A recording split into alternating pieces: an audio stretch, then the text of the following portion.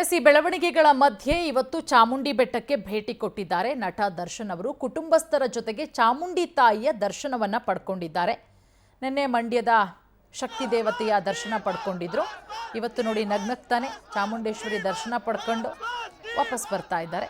ತುಂಬಾ ದಿನಗಳ ನಂತರ ದರ್ಶನ್ ಮುಖದಲ್ಲಿ ಇವತ್ತು ನಗು ಕಾಣಿಸ್ತಾ ಇದೆ. ಚಾಮುಂಡೇಶ್ವರಿಗೆ ವಿಶೇಷ ಪೂಜೆಯನ್ನು ಸಲ್ಲಿಸಿದ್ದಾರೆ. ಈ ಸಂದರ್ಭದಲ್ಲಿ ಪತ್ನಿ ವಿಜಯಲಕ್ಷ್ಮಿ, ಸ್ನೇಹಿತರು ಕೂಡ ದರ್ಶನ್ ಜೊತೆಗೆ ಇದ್ರು.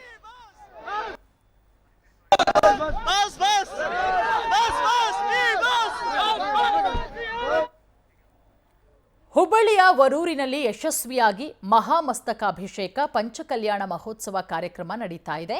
ಈ ಒಂದು ಐತಿಹಾಸಿಕ ಕಾರ್ಯಕ್ರಮದಲ್ಲಿ ದೇಶದ ಮೂಲೆ ಮೂಲೆಗಳಿಂದ ಸನ್ಯಾಸಿಗಳು, ಭಕ್ತರು ಸೇರಿದಂತೆ ರಾಜಕೀಯ ನಾಯಕರು ಪಾಲ್ಗೊಂಡಿದ್ದಾರೆ. ಕಾರ್ಯಕ್ರಮವು ಅಚ್ಚುಕಟ್ಟಿನಿಂದ ನಡೀತಾ ಇದೆ. ಗುಣಧರ ನಂದಿ ಮಹಾರಾಜರೊಂದಿಗೆ ನಮ್ಮ ಹುಬ್ಬಳ್ಳಿ ಪ್ರತಿನಿಧಿ ರವಿಕುಮಾರ್ ಒಂದು ಮಾತುಕತೆ ನಡೆಸಿದ್ದಾರೆ. ಕಾರ್ಯಕ್ರಮದ ಬಗ್ಗೆ ಮಾತನಾಡಿದ್ದಾರೆ, ಬನ್ನಿ ನೋಡೋಣ.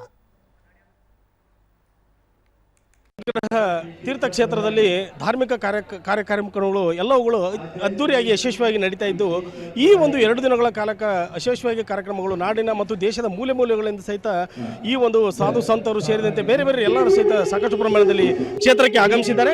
ಇನ್ನು ಕಾರ್ಯಕ್ರಮದ ವಿಚಾರ ಕುರಿತಂತೆ ನಮ್ಮೊಂದಿಗೆ ಮಾತನಾಡಲು ಸ್ವತಃ ಗುಣಧರ ನಂದಿ ಮಹಾರಾಜರು ಇದ್ದಾರೆ. ಈ ಒಂದು ವಿಚಾರ ಕುರಿತಂತೆ ಅವ್ರನ್ನ ಮಾತನಾಡಿಸೋದು ಹೋಗೋಣ. ಸ್ವಾಮೀಜಿ, 2 ದಿವಸಗಳ ಕಾಲ ಕಾರ್ಯಕ್ರಮ ಯಶಸ್ವಿಯಾಗಿ ನಡೀತಾ ಇದೆ. ಈ ಒಂದು ವಿಚಾರಕ್ಕೆ ಏನು ಹೇಳ್ತೀರಿ? ಮತ್ತು ದೇವರ ದಯೆಯಿಂದ ಗುರುಗಳ ಆಶೀರ್ವಾದದಿಂದ, ನವಗ್ರಹ ತೀರ್ಥ ಆಶೀರ್ವಾದದಿಂದ ಈ ಕಾರ್ಯಕ್ರಮ ಯಶಸ್ವಿಯಾಗಿ ನಡೀತಾ ಇದೆ. ದೇವರ ಅನುಗ್ರಹದಿಂದ ಕರ್ನಾಟಕ ಹೆಮ್ಮೆಯಾಗುವಂಥ, ಕರ್ನಾಟಕದ ಒಂದು ಮುಕುಟಮಣಿ ಮಾಡಿದಂಥ ಒಂದು ಸುಮೇರು ಪರ್ವತ ಇವತ್ತು ಲೋಕಾರ್ಪಣೆ ಆಗಿದೆ. ನಾ ಕರ್ನಾಟಕದಲ್ಲಿ ಹುಟ್ಟಿದ್ದೇನೆ. ಕರ್ನಾಟಕ ಹುಟ್ಟಿದ್ದ ಜೀವನ ಸಾರ್ಥಕ ಮಾಡೋ ಸಲುವಾಗಿ ಒಂದು ವಿಶ್ವಕ್ಕೆ, ರಾಷ್ಟ್ರಕ್ಕೆ, ಕರ್ನಾಟಕಕ್ಕೆ ಒಂದು ಕೊಡುಗೆಯನ್ನು ಕೊಟ್ಟಿದ್ದೇನೆ. ಎಲ್ಲವುಗಳು ದೇಶದ ಮೂಲೆ ಮೂಲೆಗಳಿಂದ ಸಾಧು ಸಂತರು, ಭಕ್ತರು ಅಪಾರ ಸಂಖ್ಯೆಯಲ್ಲಿ ಎಲ್ಲರೂ ಆಗಮಿಸಿದ್ದಾರೆ. ಎಲ್ಲವುಗಳು ಸಹಿತ ಅಂದುಕೊಂಡಂತೆ ಯಶಸ್ವಿಯಾಗಿ ನಡೀತಾ ಇವೆ. ಈ ಒಂದು ಅಚ್ಚುಕಟ್ಟದ ಬಗ್ಗೆ ಏನು ಹೇಳ್ತೀರಿ? ಇದು ದೇವರ ದಯ, ಪ್ರಭು ಕೃಪಾ, ಒಂದು ಪುರುಷಾರ್ಥ, ಒಂದು ನಿರ್ಮಲ ಭಾವನಾದಿಂದ, ನಿರ್ಮಲ ವಿಚಾರದಿಂದ ಮಾಡಿದ್ದ ಕಾರ್ಯ ಯಶಸ್ವಿ ಆಗ್ತಿತ್ತು ಹೇಳ್ತೇವೆ. ವೇದಿಕೆಯ ಮೇಲೆ ಆಗಲಿ ಒಂದು ಮಾತು ಹೇಳಿದ್ರಿ, ನಿಜವಾಗ್ಲೂ ನನಗೆ ಸಾರ್ಥಕ ಆಯಿತು, ನನಗೆ ಸಂತೋಷವಾಯಿತು, ಸುಮೇರು ಪರ್ವತ ಉದ್ಘಾಟನೆ ಆಯಿತು. ಇದ್ರ ಬಗ್ಗೆ ಏನು ಹೇಳ್ತೀರಿ? ನನ್ನ ಕನಸು ನೆನಸಾಯ್ತು, ನನ್ನ ಕನಸು ಒಂದು ಸ್ವಪ್ನ ಒಂದು ಸಾಕಾರ ಆಯ್ತು. ಯಾಕಂದರೆ ನನ್ನ ಮನುಷ್ಯನಲ್ಲಿ ಒಂದು ಭಾವನಾ ಇತ್ತು. ನವಗ್ರಹ ತೀರ್ಥ ಸ್ಥಾಪನಾ ಮಾಡಿ 2007ನೇ ಇಸ್ವಿಗೆ ನವಗ್ರಹ ತೀರ್ಥ ಸ್ಥಾಪನಾ ಮಾಡಿದ ನಂತರ ನವಗ್ರಹ ಅಪೂರ್ಣ ಇತ್ತು.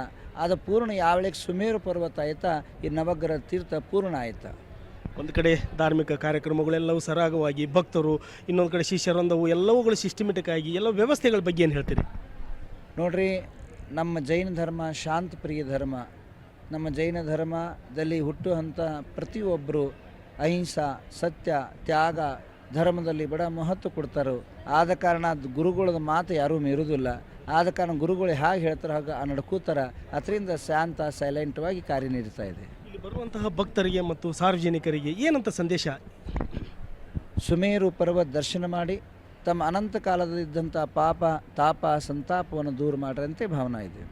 ಇದಿಷ್ಟು ಗುಣಧರ ನಂದಿ ಮಹಾರಾಜರ ಮಾತುಗಳು. ನಿಜಕ್ಕೂ ಕೂಡ ಸಂತೋಷವಾಗಿದೆ. ನನಗೂ ಕೂಡ ಭಾಳಷ್ಟು ಆಶಾದಾಯಕವಾಗಿರುವಂಥ ಎಲ್ಲ ಕನಸುಗಳು ಈಡೇರಿದ ಇವತ್ತು ಸಾರ್ಥಕವಾಗಿದೆ ಎಂಬ ಮಾತನ್ನು ಗುಣಧರ ನಂದಿ ಮಹಾರಾಜರು ಹೇಳ್ತಾ ಇದ್ದಾರೆ. ಕ್ಯಾಮ್ರಾ ಜರ್ನಲಿಸ್ಟ್ ಮಹೇಶ್ ಜೊತೆ ರವಿಕುಮಾರ್, ಪವರ್ ಟಿವಿ, ಹುಬ್ಬಳ್ಳಿ.